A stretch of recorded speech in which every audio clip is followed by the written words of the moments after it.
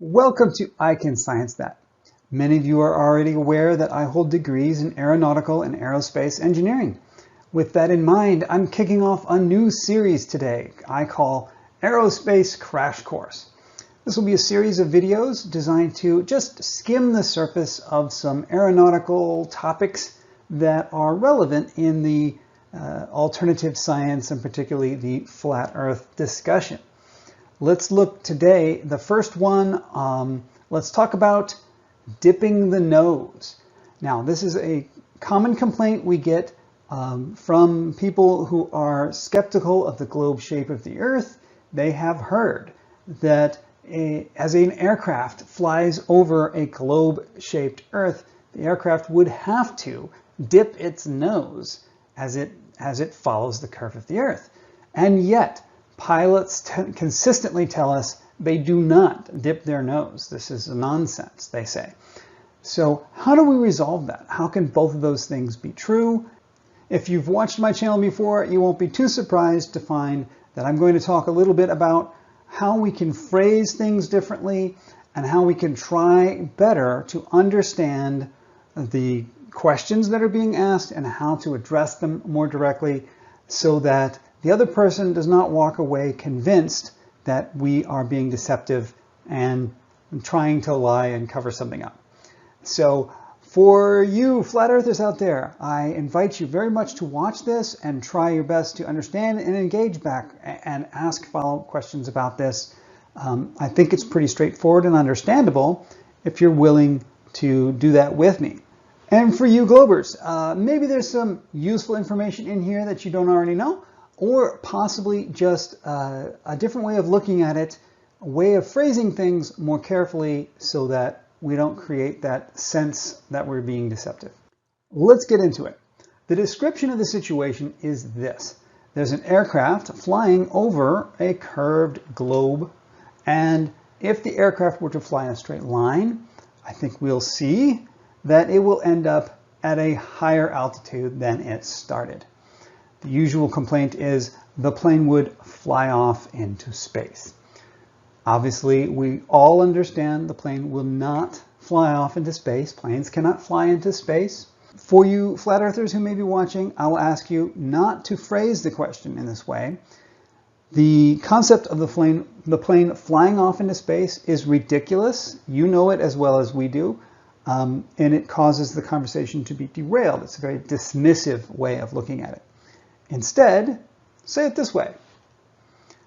The altitude would increase.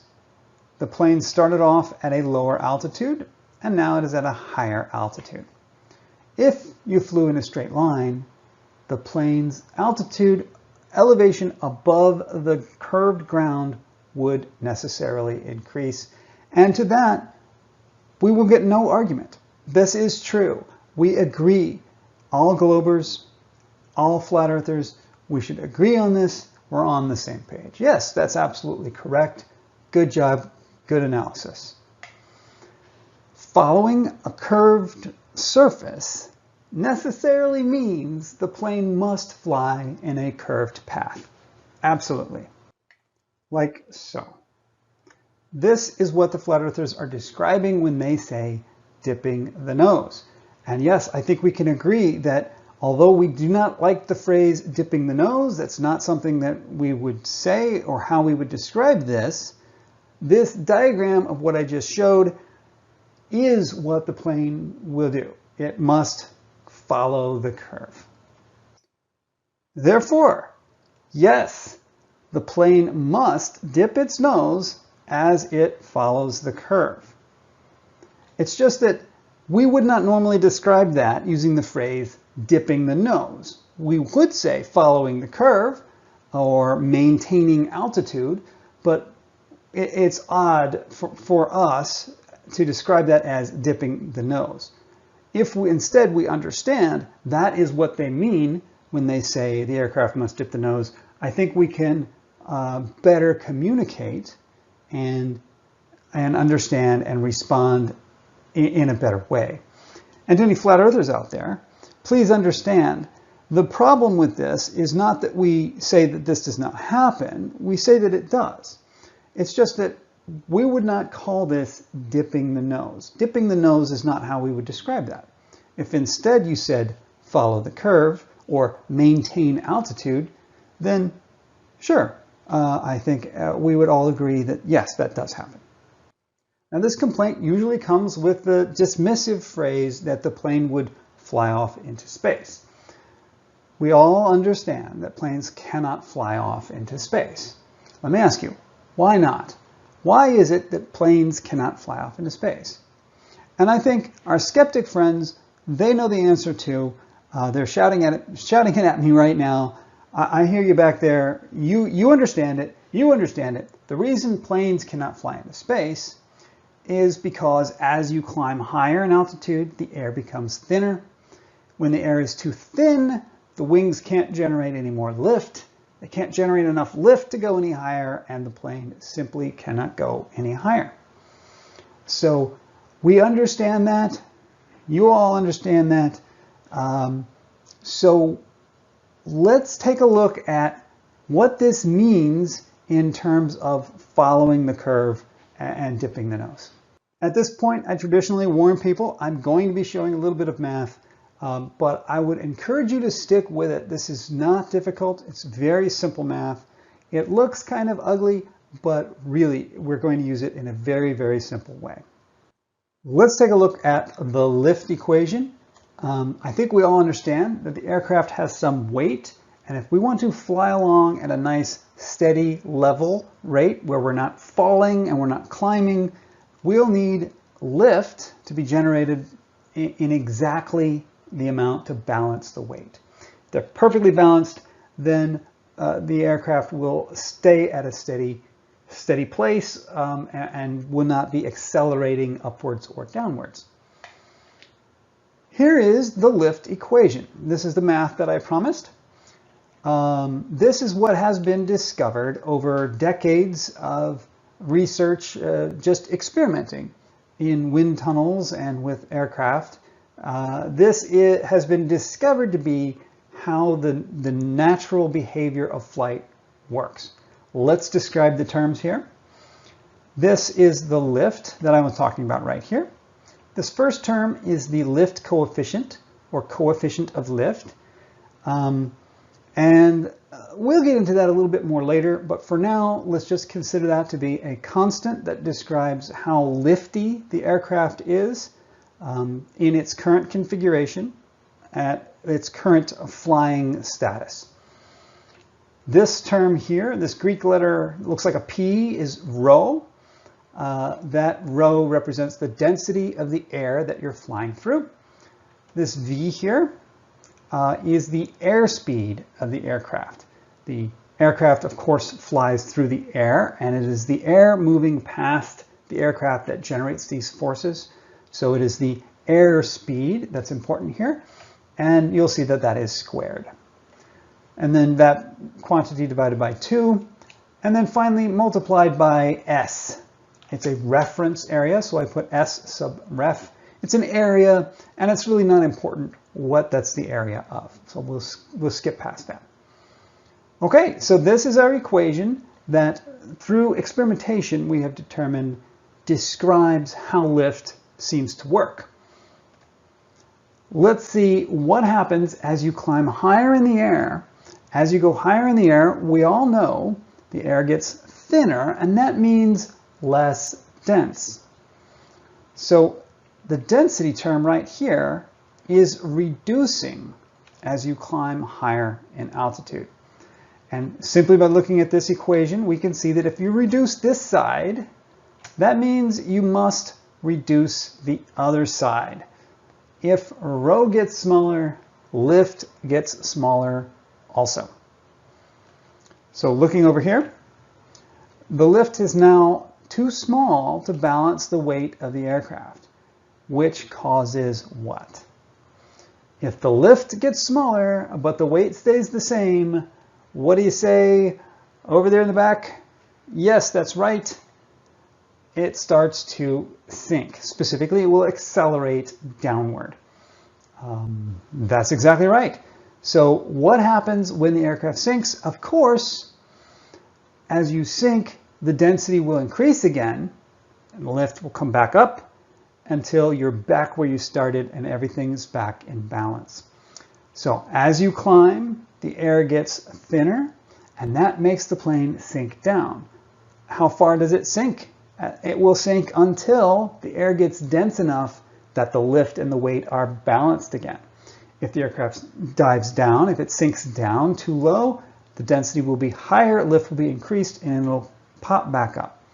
Like a little balloon, it will maintain a level where the density is causing that lift to exactly balance the weight. What this equation tells us is that the plane naturally will follow along a line of constant air density.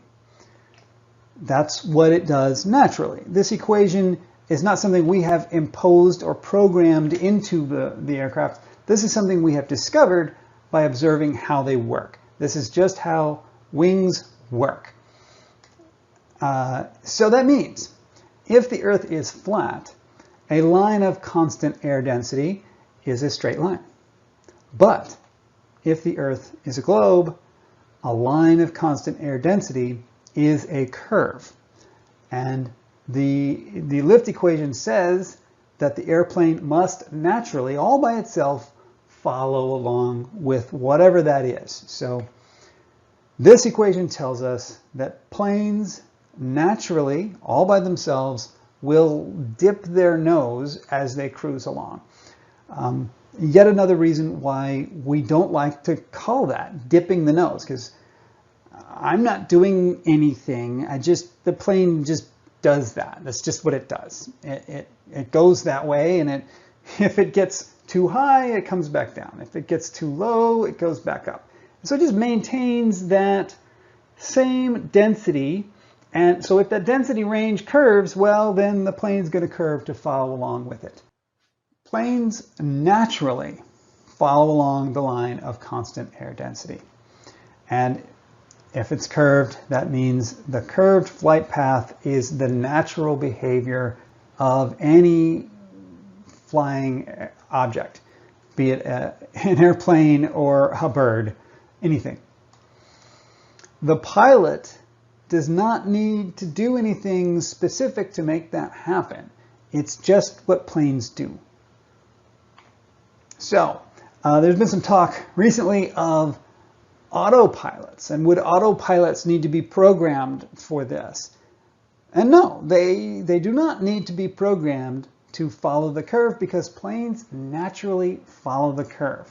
What pilots and autopilots are doing is they are maintaining altitude, right? They have a gauge in their cockpit that's called the altimeter, and it shows them how high up they are. And they just maintain that at the specified height. So a pilot will just glance down at the altimeter once in a while and make sure he's in the right spot, and if not, make a few corrections. And what an autopilot does is it will have an altitude hold function where it's just simply told to, like a cruise control in your car, maintain this by yourself. And what it maintains is altitude. That's your basic autopilot, is an altitude hold. So you'll just set it. You'll say, hey, the current altitude that I'm at, I want you to hold that altitude. You set your cruise control, and then the plane will notice if the altitude has gone a little too high or a little too low. It will make adjustments based on that, and it doesn't care what the shape of the Earth is. It has nothing to do with it whatsoever. And also, I make a little note here. It's worth thinking about the fact that this altimeter, this altitude gauge that the pilot is looking at, that's based on density. That's measuring the density of the air. Specifically, it's measuring the pressure of the air, which can be used as a proxy for density. And it's measuring that, and that's how it knows how high to be. So what pilots are doing is following a line of constant air density, just like the plane naturally wants to do all by itself. So that's why pilots do not have to do anything about this. It is completely normal.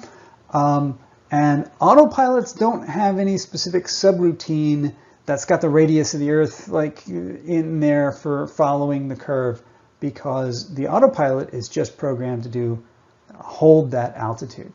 So let's summarize now. What did we learn from this video? The first thing I think we learned is, especially for you skeptics, don't say planes must dip the nose. Instead, just say planes have to follow the curvature.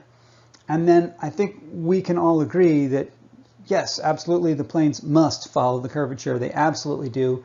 If that's what you mean by dipping the nose, then okay, but just, don't call it that, and then we'll be cool. And if a pilot says, no, I do not have to dip the nose, that would be a natural answer for them, because they don't have to do that. They don't do anything specific to accomplish this, because that's just how planes do. The plane just does it naturally. So what does this prove? We've learned that aircraft will stay at a constant altitude no matter what the shape of the Earth is. So that means this doesn't prove anything about the shape of the Earth. It could be flat, it could be curved. This particular topic doesn't help us with that conversation at all. But I do want to emphasize, if you thought that it did, if you thought that this dipping the nose argument was proof that the Earth is flat, possibly you were mistaken, and I think that you don't have to give up your whole flat Earth idea just because of this, because like I just said, it doesn't prove the Earth is a globe. It doesn't prove anything. What it proves is maybe you should rethink who you're trusting about your evidence, because we just discovered that this one is not evidence one way or the other and shouldn't be brought up as if it was. The last time I had this conversation with a globe skeptic, the natural response was, what about the rotation of the plane? All the diagrams that I've shown showed the plane flying along and then going along the curve, but it didn't show the plane curving, dipping, angling along the curve, and maybe that's something we should get into, and I agree. And as I told that person, that's a very good question, something we should look into. And I'm going to say now, yes, follow along with the next video, and we'll get into whether or not the plane needs to rotate as it follows that curve.